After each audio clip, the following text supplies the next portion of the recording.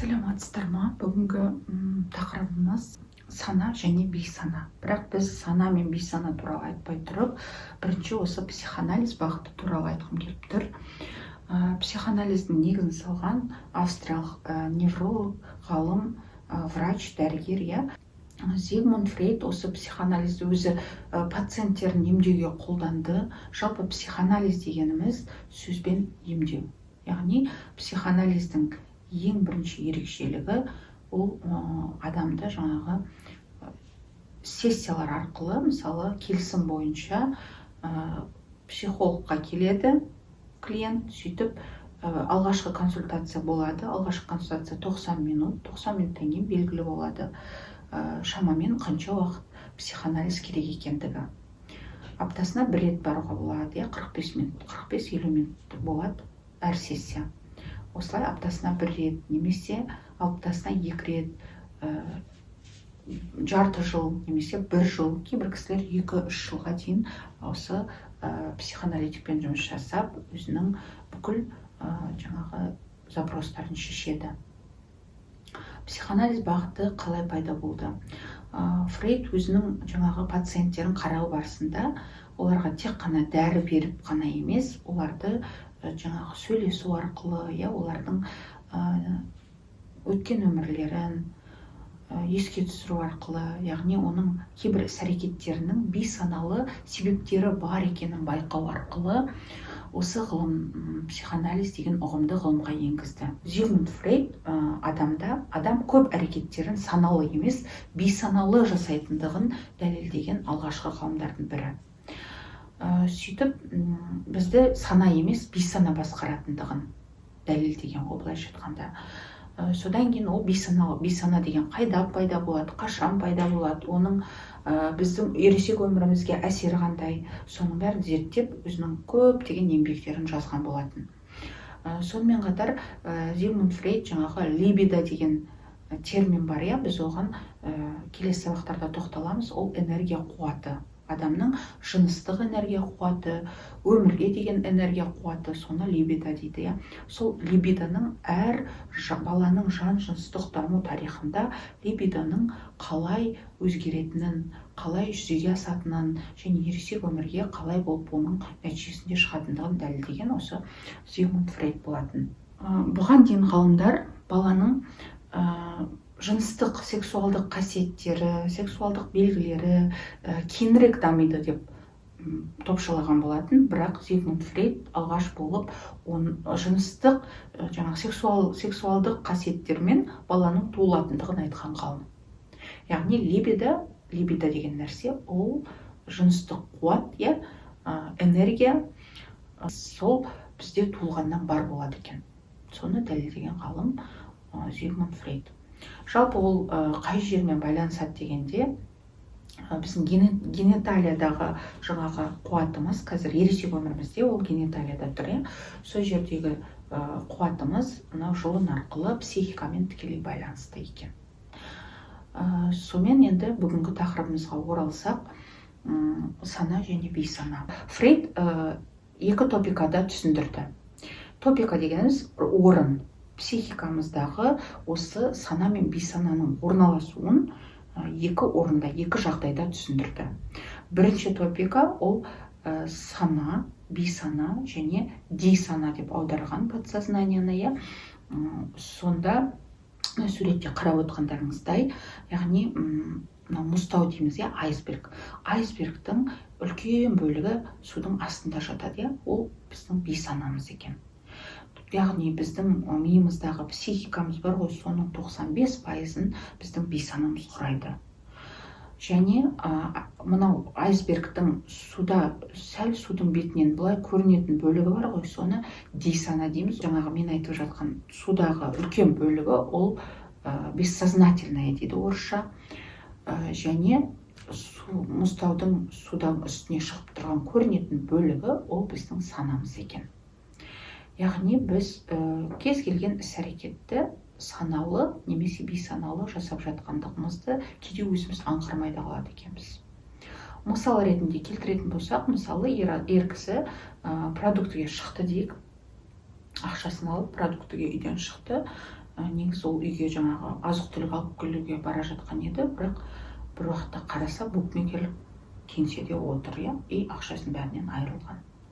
Сөйтіп үйге қайтып бас салбырап келе жатқанда бірақ оянды. Сонда ол жаңағы азық түлікке бара жатқан процесс саналы еді, бірақ ол бейсаналы түрде жаңағы өзінің тәуелділігіне кетіп қалды. Көрдіңіздер ме? Мысалы, тағы бір мысал келтірейін, қарапайым өзіміздің. Автобуста келе жатасыз, біз мысалы саналы түрде білеміз, мұсылманбыз, қандай да бір қорқынышты жағдай болса, енді өлім алдындағы сәт болып қалса, біз ля иляха иллаллах деп өлуіміз керек деп ойлап жүреміз санамызда, бірақ автобус қатты бір соғыла жаздап тоқтаған кезде, бізде қорқыныш біздің бүкіл бойымызды билеген кезде, біздің аузымыздан не шығады? Бисмилля, бисмилля, бисмилля, бисмилля деген сөздер шығады. Неге? Ол біздің бейсанамыздан келіп жатқан сөздер. Яғни бейсанада ата бабамыздан келе жатқан ДНК-мен келген жады дейді ғой, память бар екен. Память ол санада да бар память, бейсанада да память бар. Бірақ сананың жады кішкентай ғана, сананың мөлшері шектеулі ғана. Өйткені мысалы біз саналы түрде бірден 10 проблемамызды шеше алмаймыз. Ойлауымыз мүмкін 10 проблеманы, бірақ оның бәрін шешуді ойламаймыз. Біз бірінен кейін біріне ауысамыз. Біріншісін ойлаймыз, сосын екіншісін, мүмкіндігі, оның көлемі бәрі шектеулі. Ал біздің бейсанамыздың көлемі өте үлкен, оның жады да үлкен, памяті, оған көптеген информациялар сәт, жаңағы ата бабамыздан келе жатқан қорқыныш, неше түрлі сезімдер, эмоциялар, осының бәрі сол біздің бейсанамызда ДНК арқылы келген жадыда сақталған бір элементтер де бейсанада. Сосын баланың жан-жыныстық дамуына тоқталғанда, бірінші туылған кезеңнен бастаймыз, оральдық фаза деп айтады. Оған дейін құрсақ фазасы бар негізі. Құрсақты, мысалы, психология ғылымында перинатальная психология зерттейді. Перинатальдық психология баланың жаңағы ананың бойына біткенінен бастап, содан бастап зерттейді баланың жай-күйін.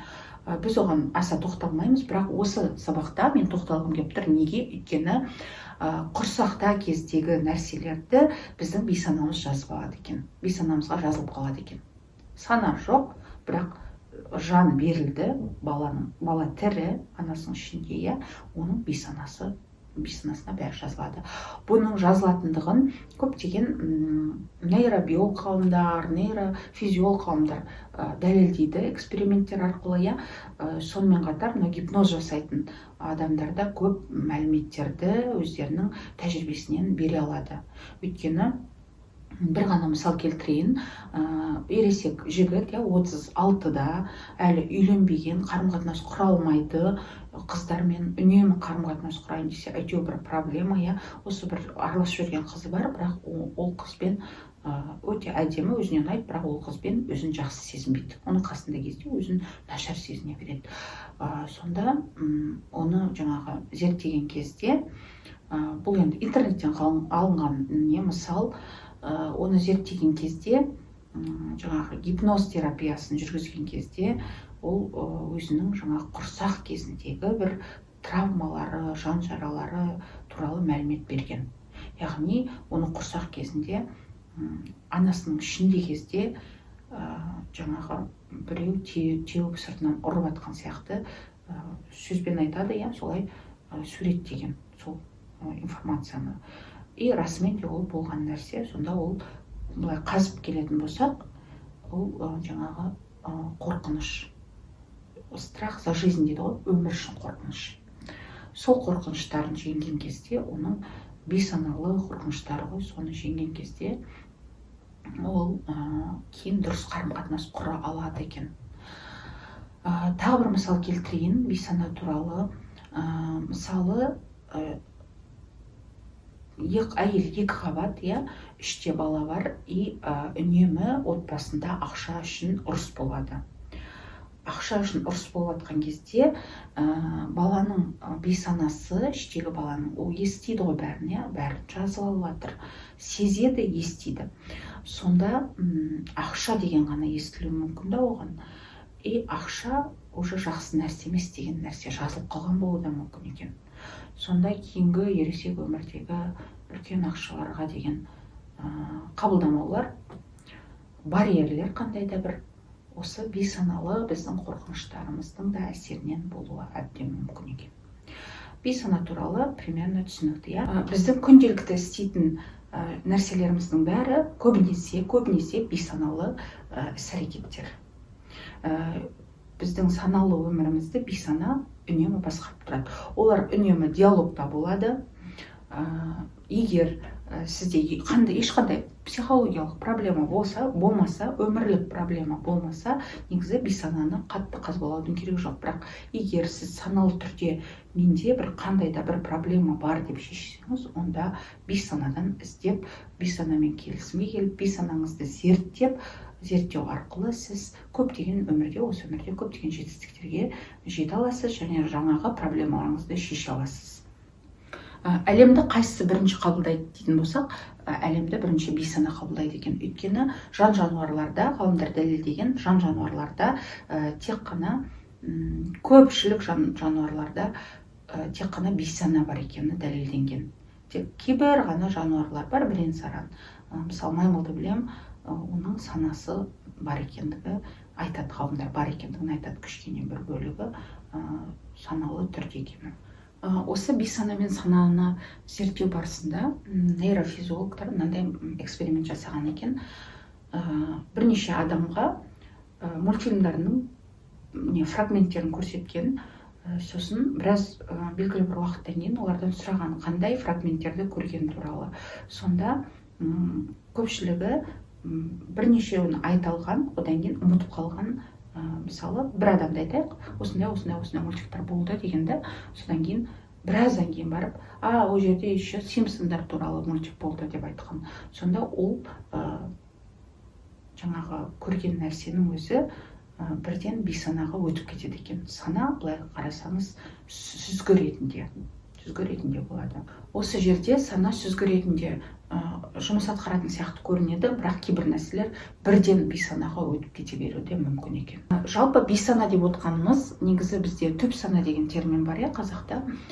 Осы соңғы кездері айтылып жүр, түп сана ол сол бейсананың бұрынғы атауы. Бұрынғы атауында солай айтылған екен. Негізі түп сана сол бейсананы айтып отыр. Түп сана дегенді естісеңіздер, ол сол бейсананы айтып отыр. Осы жерде мына дисана деген жерге кішкене тоқталғым келіп тұр. Дисана деген ол бейсанадағы нәрселердің санаға өтуге жақын қалған тұсы. Бейсанадағы нәрселер біз мүлдем білмейтін нәрселер бар болуы мүмкін. Біз мүлдем білмейтін қабілеттер, мүмкіндіктер бар болуы мүмкін, тәжірибелеріміз бар болуы мүмкін. Ал дейсанадағы нәрселер ол санаға өтейін деп тұрған дайын ақпараттар.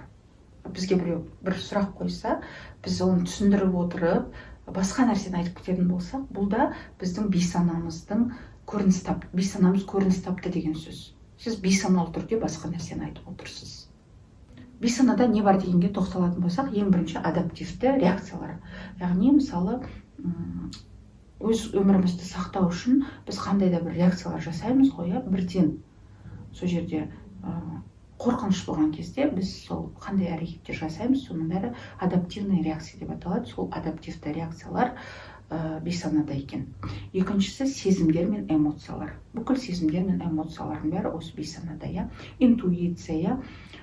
Сосын үшіншісі жаңағы убеждениялар, наным-сенімдер, сосын установкалар дейміз, бір қандай да бір установкалар деп жатады. Соның бәрі осы бейсанада. Әдеттеріміз де бейсанада. Одан кейін жаңа айтып өттім, жады бар, ДНК-мен келген, ата-бабамыздан келген ДНК-мен келген память ол бар. Және осының бәрі біздің санамызды басқарады екен. Бейсана негізі бала сияқты. Ол бәрін шын деп қабылдайды. Ол жердегі процестердің бәрі уже бекітілген процестер. Мысал келтіретін болсам, қазір бізде мысалы умный дом дейміз, барлық жағдай жасалған камералар бар жан-жақта, бірақ біз қорқамыз. Жалғыз қалуға қорқамыз, кейбір қараңғы жерге барғанда қорқамыз. Неге? Өйткені біздің сол баяғыдан келе жатқан жаңағы қорқыныш, мынау базовое доверие к миру дейді. Ата бабамыздан келатқан, бұрынғы заманнан келатқан сол өмір үшін қорқынышымыз ол бейсаналы түрде бізде сақталған, бейсанамызда. Енді мынау ер кісілер мен әйел кісілердің психологиясында, психикасында кішкене ерекшелік бар екен, соны айта кету керек. Ер кісілер бәрін былай жалпы қабылдайды екен да, сосын логично ойлайды екен. Ал әйел кісілер олар интуицияға жақын, сезімге жақын, өйткені олар по мелочам көреді да, майда шүйдеге дейін көреді, детальдарды көре алады да, и олар конкретизация бар екен әйел кісілердің психикасында. Міне осы тұста оларда айырмашылық бар екен. Бейсана қателеседі ма деген сұрақ кепті. Бейсана вообще жалпы қате деген нәрсе ол бағалаудан туындайды. Бағалаған нәрсені қате дұрыс деп айтамыз, а бейсанада ондай нәрсе жоқ. Бейсанада логика жоқ. Бейсана алогично дейді ғой. Бейсанада логикалық ойлау жоқ. Осы жерде Фрейдтің бір цитатасын оқып бергім келіп тұр. Мы выбираем друг друга не случайно. Мы встречаем только тех, кто есть в нашем подсознании дейді. Яғни подсознание дегені жаңағы бейсана, бессознательное ғой. Сонда қарап отырсаңыз, бізге кездескен адамдарда біз қателесіп кездестім деп айтады ғой, қателесіп кездеспейді. Біз сол моментте, сол кісіні кездестірген кезде, сонымен қарым-қатынас құрған кезде, ол біздің бейсанамыздағы адам болды. Біздің бейсанамыз сонымен бір нәрсені шешу үшін бейсанамызға қажет адам болды, сондықтан біз оны кездестірдік. Яғни бұл тағы бір цитатасы бар Фрейдтің. Ничего не бывает случайного, все имеет первопричину дейді. Яғни кездейсоқтық жоқ, бәрінің бір бастауы бар, бір себебі бар. Басталу себебі бар. Міне, сондықтан бейсана қателеспейді екен. Біздің жанымыздағы адамдар, қандай да бір адамдар бар болса, демек оларды біз бейсаналы түрде, біздің бейсанамызға керек, бәлкім бейсанамызға жайлы, бейсанамызға қажет адамдарды біз өзімізге тартып алдық деген сөз. Яғни сондай адамдар бір-бірімен кездеседі. Енді қазіргі психологияда айтады, травмалары ұқсас адамдар үйленеді, травмалары ұқсас адамдар бір-бірін табады деген сияқты сондай да пікірлер айтылады. Бұл да сол Фрейдтің айтқанына сәйкес келетін сияқты. Яғни біз тек бейсанамызда бар адамдарды кездестіреміз деген. Жалпы психоанализді, мысалы қазір көп қой, транзактный анализ дейді, бағыттары өте көп, психодрама дейді, олардың бәрі осы психоанализден бастау алады. Терминдерін алады ол психоанализдің, былайша айтқанда, бізге осылай түсіндірді, психоанализ мынау осы жан туралы, психика туралы ілімнің бастауы да, мынау саусақтары, барлық ағымдар оның саусақтары ретінде. Сонда, былайша айтқанда, сол Зигмунд Фройд ашқан бүкіл терминдерді, бүкіл еңбектерді, бүкіл жаңағы адамның жан-жыныстық даму деңгейлерін бәрінің бастауы сол психоанализге келіп тіреледі. Енді мен сіздерге қазір екінші топиканы түсіндірем. Мына жердегі суретке қарасаңыздар, тұлғаның құрылымын, яғни тұлға психикасының құрылымын екінші топикада Фройд қалай түсіндірді. Бізде эго болады, эго деген ол мен. Одан кейін ит болады, ит дегеніміз инстинкті нәрселер, оны жаңағы ит деген түрінде қалдырған, аудармаған, негізі ол деген мағынаны білдіреді. Ит дейміз оны. Үшіншісі супер эго, яғни оны үстеммен деп қазақша аударамыз. Сонда мен, үстеммен және ит. Екінші топикада осы үш құрылым біздің психикамызда қалай орналасады, қазір соған тоқталамыз. Ит дегеніміз бала туылған кезде ең бірінші сол итпен туылады, яғни ол инстинкті қажеттіліктер. Ол ит кішкентай бала сияқты, мені қазір мен қалап тұрмын осы нәрсені бер деп жылайды ғой, мен ештеңе білмеймін, қазір маған керек деп. Мені сол инстинкті нәрсе, сол ит біздің қалауларымыз. Ал бала кішкене өсе келе оның жаңағы мені және үстем мені пайда болады. Үстем мен дегеніміз ол негізі эдип комплекс кезеңінде 3 жас пен 6 жас аралығында пайда болады деп Фройд жазып кеткен. Яғни осы кезде неге үстем мен эдип комплекстен басталады дейді, өйткені балада либидо ұл баланы өзінің анасын жақсы көру, қыз баланы өзінің әкесін жақсы көру процесі болып жатқан кезде уже ол өзін болмайды деген нәрсені түсіне бастайды. Яғни бала ненің жақсы, ненің жаман екенін түсіне бастаған кезде осы үстеммен пайда болады. Яғни ол мысалы біздің ата-анамыз дейік, ата-анамыз бізді тәрбиеледі, үйретті. Ол айтты, болмайды балам, мынаны былай істеуге болмайды, қыздар үйтпеу керек, қыздар бүйтпеу керек, ұлдар жыламау керек, жақсы балалар бұндай болмайды, бұндай істемейді деген сияқты. Ол бір үйретуші мұғалім сияқты.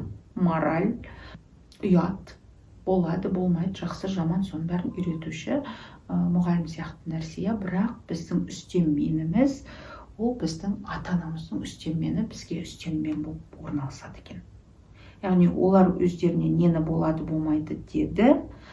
Ол дұрыс па, бұрыс па белгісіз әлі, бірақ біз соны өзімізге үстем мен қылып алып алады екенбіз. Біздің супер эгомыз, былайша айтқанда, сол ата-анамыздың супер эгосынан келіп құралады. Мысалы кішкентай бала далада көршінің баласын анау лопаточкасын алып, күрегін алып, ана баланы ұрып жатыр. Сол кезде мамасы келеді, жоқ, балам, ұруға болмайды дейді. Ол ренжуі мүмкін саған деген сияқты. Ол ауырады, ол әлсіздерді ұруға болмайды, өзі саған тиіскен жоқ деген сияқты. Осының бәрі оның жазылады, сөйтіп суперэго пайда болады. Итке бір мысал келтіретін болсақ, мысалы үлкен адам келе жатыр, үлкен дәретке отырғысы келді, көшеде бір шетіне отырды да, үлкен дәретке отырып жатыр.